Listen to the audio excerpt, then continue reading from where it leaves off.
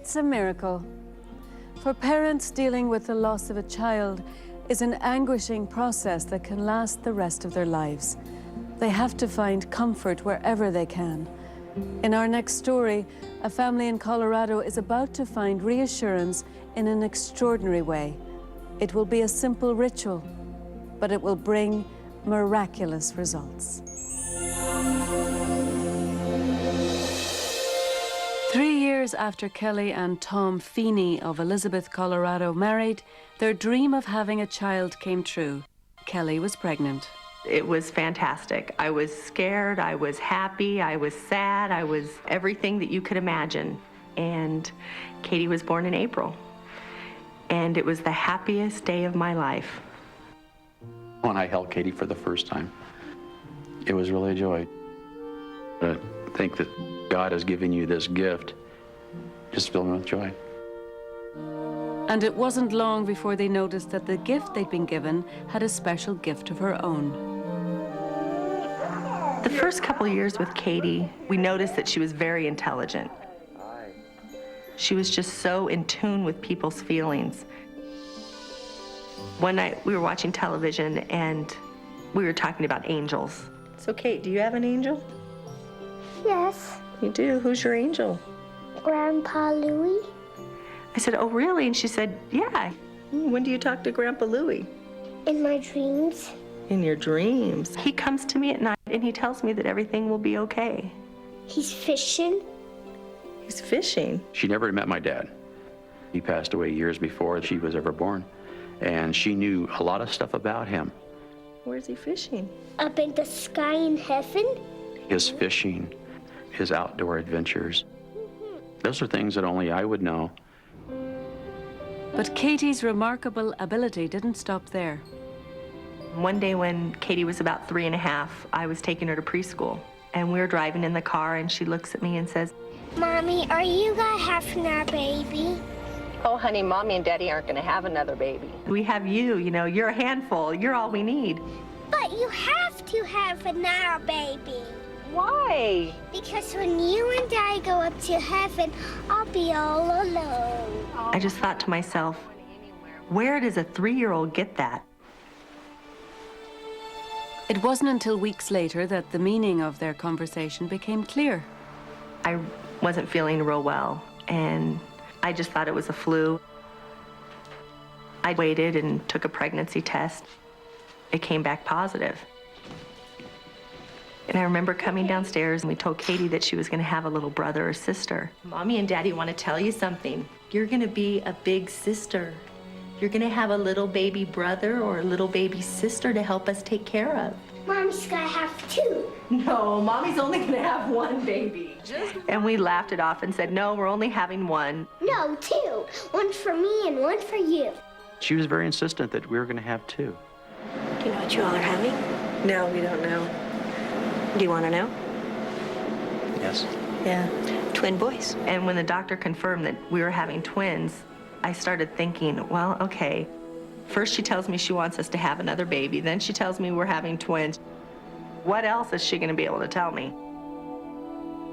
But even with her extraordinary gift, little Katie couldn't predict what would happen next. Pregnancy went along, and one morning I woke up after Tom had left for work and I noticed that I'd been bleeding a little bit. And I called the hospital and they said, you need to come in. And they started doing some tests on her, and they realized she was dilated. Just 6 months into her pregnancy, Kelly had gone into labor. Being that they were only 24 weeks old, I think we were all pretty nervous at that point.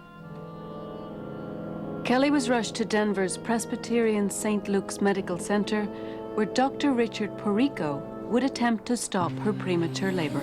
We evaluated her with ultrasound and an amniocentesis, and unhappily found that there was an infection in the first twin, in twin A. Afraid I have some bad news.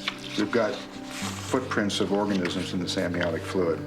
I think this pregnancy is infected. As a result, I had to tell Kelly and Tom that it would be in their best interest to have the pregnancy delivered. Really be a terrible event for you. We indicated that these twins would be extremely premature, sad as that is, and that the likelihood of survival was essentially 0. get it done efficiently, and we'll keep the babies in the To room. them, it meant that an infection had settled in, and the medicine that they needed to treat me would harm the babies. And if they didn't treat me, it could harm me. And I may not survive. Naturally, my first concern was for Kelly. The thought of losing her was very real. It scared me. Okay. The only choice we had was to deliver the babies at that point in time.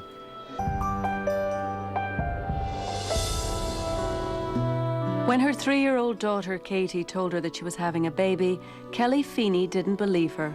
But a short time later, she was pregnant. That's when Katie informed her she was having twins, even before tests revealed that it was true. But sadly, an amniotic infection caused Kelly to go into premature labor, and she was forced to make the difficult decision to deliver the twins 3 months before her due date. Once again, Katie seemed to know what was happening without even being there. Hello? Hi, Mommy. Hi, honey. I remember Katie calling me that night before I delivered them, and she said, Mom. Are we losing the babies? And I tried to get her mind off that focus because I made it specifically clear to my parents, do not tell her that there's something wrong. I miss you. I think she just knows. I think she has a sense. I'll be home tomorrow. And so I thought, oh, how am I ever going to tell her? All right, I love you. I love you too. She was so looking forward to having a brother or a sister.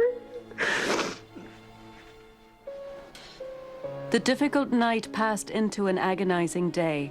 No sooner had Kelly and Tom welcomed their twin sons into the world than it was time to say goodbye.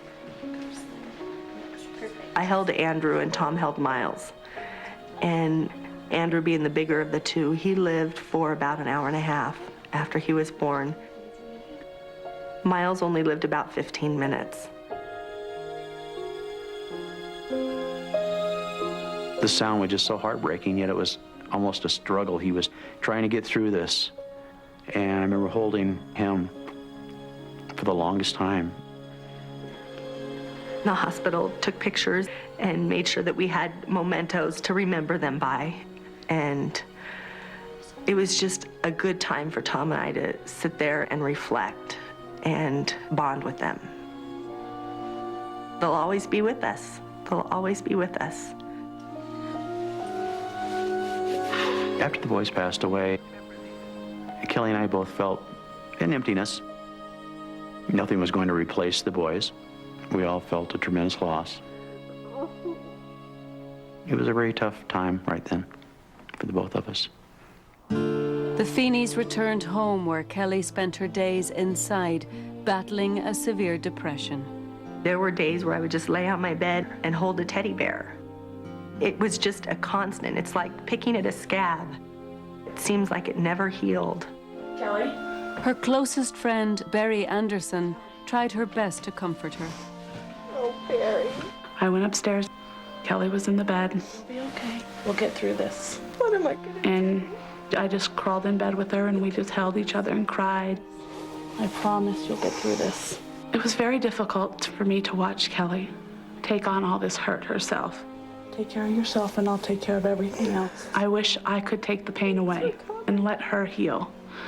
But knowing that I could never take the pain away and knowing that I could never truly know how she felt, I could only be there for her.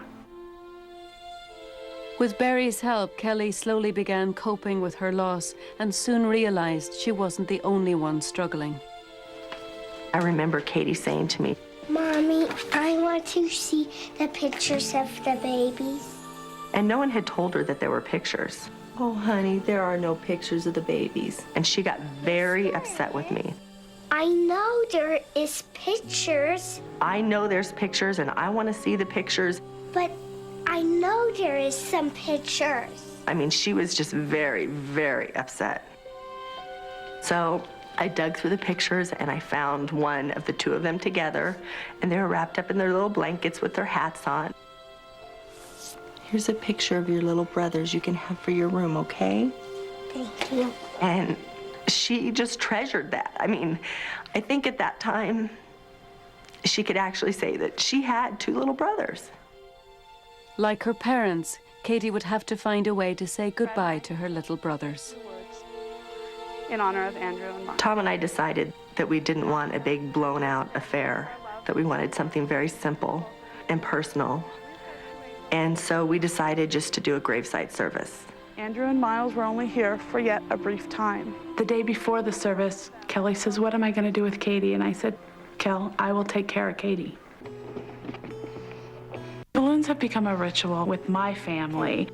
Do you remember when Brendan talks to his grandpa up in heaven? And at the end of the service, I explained to her that these balloons will be going to heaven, where her brothers are. By sending the balloons up there, you can talk to your brothers. I thought that would be a wonderful way for Katie to have some type of healing. That's for Andrew. That's for Miles. She was very excited. She kissed the balloons and said she was sending kisses and loves to her brothers. Andrew, Miles, I love you forever. Let them go. She let the balloons go, and we watched them go up and up and up. They'll make it all the way up to heaven. She thought they are truly going to heaven. I watched him float until the clouds were in the way and I couldn't see him anymore. I felt really happy inside, and I didn't really feel bad anymore that they died. So I just started looking on the bright side, and then I was happy. Katie's balloons were both a link to her brothers and a big step in letting them go. But for her mother, healing would prove much more difficult. The months following the twins' passing was a roller coaster. Having to go back to work and having people ask you, "Oh, how are the babies?" And then having to relive it over and over again. I'm normally a very happy person, always have a smile on my face, and I never thought I'd smile again. But gradually, Kelly's smile did return, due in no small part to her daughter, Katie. For her 5th birthday, after her birthday party, she had leftover balloons, and she wanted to take them out and let them go to heaven so that Andrew and Miles could celebrate with her. So we took the handful of balloons, and she kissed each one of them. Andrew and Miles, I love you forever. And off they went. That was kind of her way of celebrating her birthday with them. And a few days later, I went to the cemetery. And walking up there, looking at the gravesite, I noticed that there was something laying next to the marker. And when I got up there were the balloons. And I thought, wow, I just was in amazement. And I thought, I can't tell anyone this story because they'll never believe me. But it was true. Katie's birthday balloons had actually found their way to the twins. Those are the balloons that you let go. And they came back It's a miracle. right to my little brother. You have this feeling inside of you just to know that something that traveled that far and end up in that special place, it kind of put a chill through you. I think with the special connection that Katie has and the special little girl that she is, sending those balloons to her brothers, I think that the boys sent back a little message to her and us that they're okay. I've always known that Katie was special. I just never knew how special she was.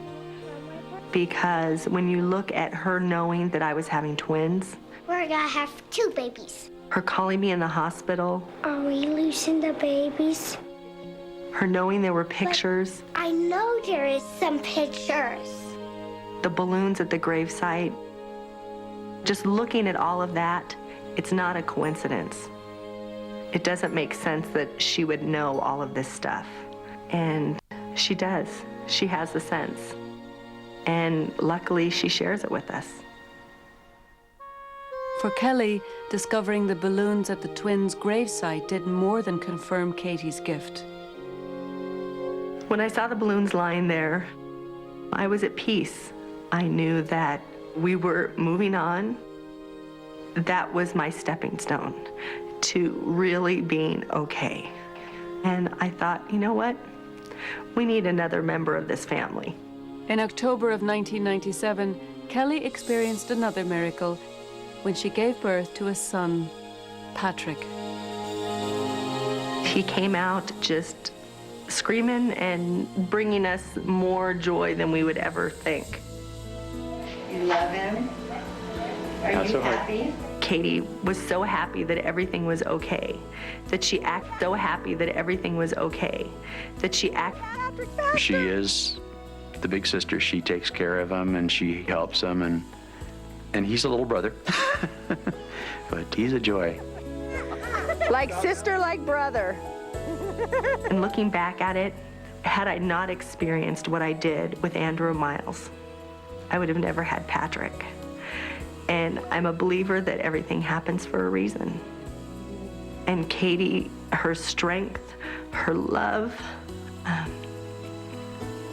couldn't have done it without her. Come on, bud. We're here to live and love and create. And I've created, and I'm very blessed.